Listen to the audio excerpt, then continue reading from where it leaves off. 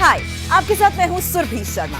India TV YouTube channel subscribe करिए, bell icon दबाएं।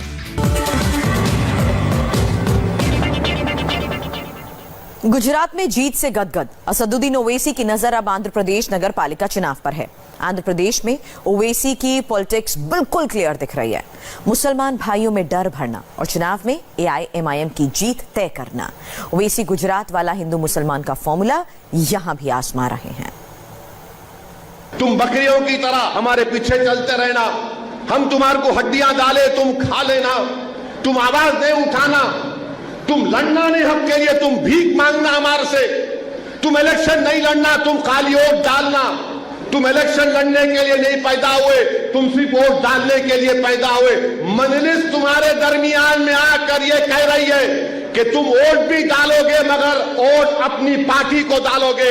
MP बनेगा, एमएलए बनेगा तो तुम्हारा भी बनेगा। आखिर क्या बात है कि हम क्या गुलामी करने के लिए पैदा हुए? हम क्या भीख मांगने के लिए पैदा हुए इन लोगों से? कि हम डर डर कर अपनी जिंदगी गुजारेंगे? क्यों डरेंगे हम? हमको अपना हक चाहिए। अगर सबको मिलता है तो मुझे भी मिलना चाहिए, अगर नहीं मिलता तो सबको नहीं मिलना चाहिए।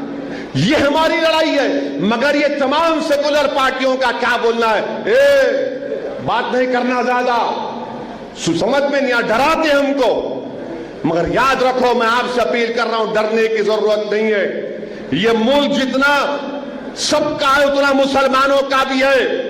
हम यहां पर अव्वल दर्जे के शहरी थे, है और रहेंगे इंशाअल्लाह ताला। सलीके से नहीं, तमतमा कर, तजवीज बताकर नहीं, डराकर। चुनाव जीतने का असदुद्दीन ओवैसी का यही टेस्टेड एंड ओके तरीका है। ओवैसी हिंदू मुसलमान के बीच दीवार खड़ी करने वाले फलसफे के साथ सियासत करते हैं। मुसलमानों से एआईएमआईएम के लिए वोट मांगते हैं। ओवैसी खुद को सेकुलरिज्म का सबसे बड़ा अलंबरदार मानते हैं। महाराष्ट्र के मुसलमानों से शरद पवार भी वोट लिए, महाराष्ट्र के मुसलमानों से कांग्रेस भी वोट ली। मगर चीफ मिनिस्टर उद्धव ठाकरे शिवसेना को बनाकर वो उद्धव ठाकरे महाराष्ट्र के असेंबली में कह रहे कि हमने बाबरी मस्जिद को शहीद किया। ये सेकुलरिज्म है। आप बताओ कब तक हमको धोखा दिया जाता रहेगा? पूरे भारत के मुस्लिम माइनॉरिटी को डराया जा रहा है। एक तरफ बीजेपी, आरएसएस हमारी कल्चर, हमारी तहजीब, तमद्दुन, हमारे मजहब को खत्म करना चाहती है। जो कॉन्स्टिट्यूशन, संविधान बाबा साहेब अम्बेडकर का बनाया हुआ है, उसमें right to culture fundamental right है, फ्रीडम ऑफ रिलीजन, मजहबी आजादी फंडामेंटल राइट है। बार बार बीजेपी हमला करते रहती है। कुर्नूल से लेकर हिंदूपुर तक असदुद्दीन ओवैसी सुपर एक्टिव हैं, क्योंकि आंध्र प्रदेश में नगर पालिका का चुनाव है। हालांकि ओवैसी मार्का सियासत है कि इलेक्शन लोकल हो या नेशनल, मुद्दा मुसलमान होता है। ओवैसी लोकल पर वोकल नहीं, नेशनल हो जाते हैं। आंध्र प्रदेश के लोगों को बॉलीवुड के इनकम टैक्स वाली रेट की बातें बताने लगते हैं।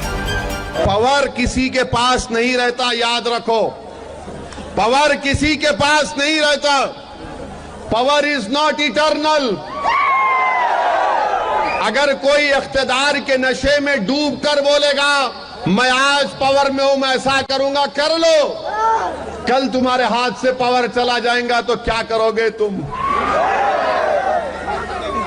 क्या करोगे तुम?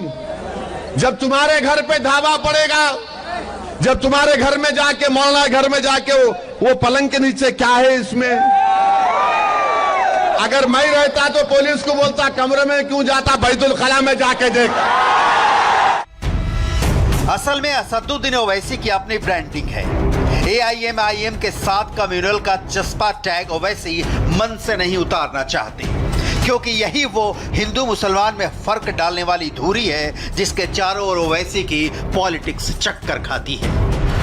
लिहाजा कर्नूल हो या हिंदूपुर, जगह बदलती है, ओवैसी की स्क्रिप्ट नहीं बदलती। मुसलमान भाइयों के जहन में खौफ भरने के खेल वाली स्क्रिप्ट।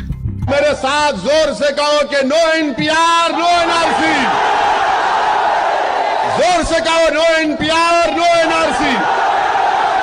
इन हिंदूपुर में जब 10 तारीख को वोट डालने जाएंगे, 10 तारीख को वोट डालने जाएंगे तो दिमाग में बात रख के जाओ, अगर एनपीआर एनआरसी बनेगा तो हिंदूपुर की म्युनिसिपैलिटी में लिस्ट बनेगी। उस लिस्ट के खिलाफ कौन आवाज उठाएगा? मजलिस के रुकने बल्दिया उठाएंगे इंशाअल्लाह ताला। सियासी सौदे में डर हाथों हाथ बिकता है। गुजरात की जीत से गदगद ओवैसी की ये समझ बिल्कुल साफ है। आंध्र प्रदेश के स्थानीय चुनाव में ओवैसी इसी खाई चौड़ी करने वाले सूत्र को आजमा रहे हैं। आंध्र प्रदेश में 12 कॉरपोरेशन और 75 म्युनिसिपैलिटीज में इलेक्शन है। हालांकि ओवैसी की पार्टी सिर्फ 47 वार्ड्स पर चुनाव लड़ रही है, जो अडोनी, कुर्नूल, नंगाल, अनंतपुर, काटपा, नंदीकोकटूर, गुंटाकल, कादिरी, रायादुर्ग, हिंदूपुर और विजयवाड़ा नगर पालिका में आते हैं। मतलब यहाँ भी असदुद्दीन ओवैसी सियासी खेला करते हैं। उन्हीं इलाकों में रैली करते हैं, मजबा जुटाते हैं जहां मुसलमानों की अच्छी खासी तादाद होती है।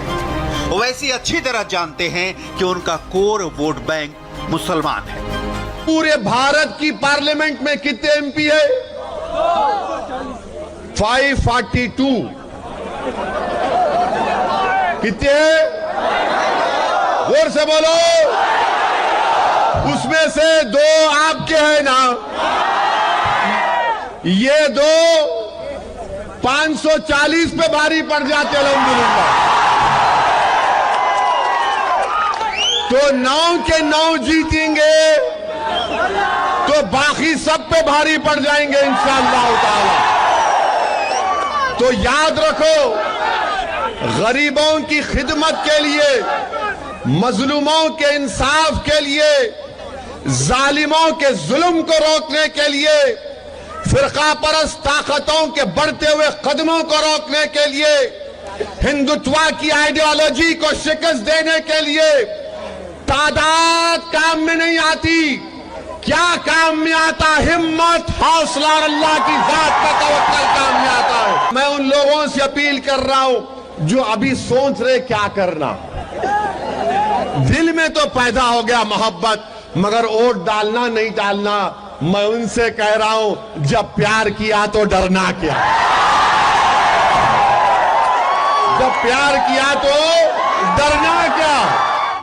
हैदराबाद से निकल असदुद्दीन ओवैसी की पार्टी मुसलमान वोट बैंक साते साते बिहार से लेकर महाराष्ट्र, गुजरात तक अपने पांव पसार रही है। हालांकि बगल के राज्य आंध्र प्रदेश में ओवैसी की पार्टी अब तक जगनमोहन रेड्डी की पार्टी को ही सपोर्ट कर रही थी, लेकिन अब नगर पालिका चुनाव है और ओवैसी एंड पार्टी गुजरात की जीत से गदगद है। ओवैसी की पार्टी ने गुजरात के नगर निकाय चुनाव में अच्छा प्रदर्शन किया है। गोधरा नगर पालिका में एआईएमआईएम को 8 में से 7 सीटों पर जीत मिली।